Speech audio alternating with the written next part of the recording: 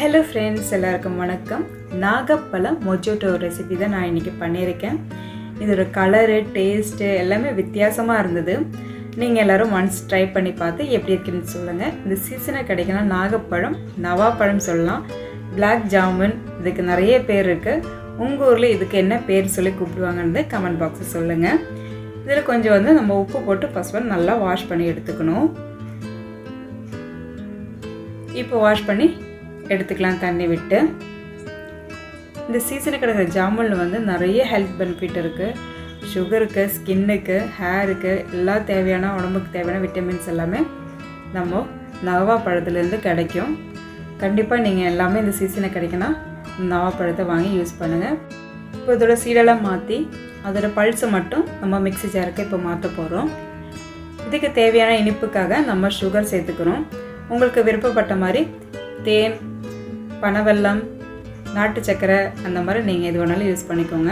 இப்போ 2 table spoon அளவுக்கு sugar சேர்த்து மிக்சியில் நல்லா பிளெண்ட் பண்ணி எடுக்க போகிறோம்.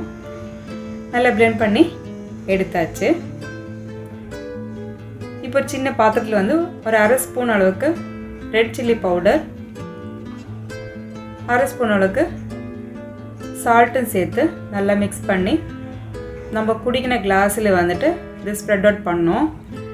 அதுக்காக நான் அந்த ஜூஸ் கிளாஸ் எடுத்திருக்கேன். இந்த கிளாஸை சுற்றி நம்ம லெமன் ஜூஸ் அப்ளை பண்ண போகிறோம். எல்லாம் அப்ளை பண்ணியாச்சு. இப்போ உப்பு, புளி, காரம் இது 3மே சேர்ந்து இந்த கிளாஸை சுற்றி இருக்குது. இதில் அரை லெமன் சின்ன சின்னதாக கட் பண்ணி இதில் போட்டு கொஞ்சோண்டு மின்ட்டும் போட்டு நல்லா க்ரஷ் பண்ணி எடுத்துக்கலாம். இந்த க்ரஷ்க்கு பதிலாக நீங்கள் லெமன் ஜூஸ் அப்படியே போட்டுக்கோங்க. மின்ட்டு நல்லா தட்டி போட்டுருங்க. அப்போ தான் அதோட ஃப்ளேவர் நல்லா கிடைக்கும் உங்களுக்கு அந்த ஜூஸில். இந்த மாதிரி க்ரஷ் பண்ணி எடுத்தாச்சு.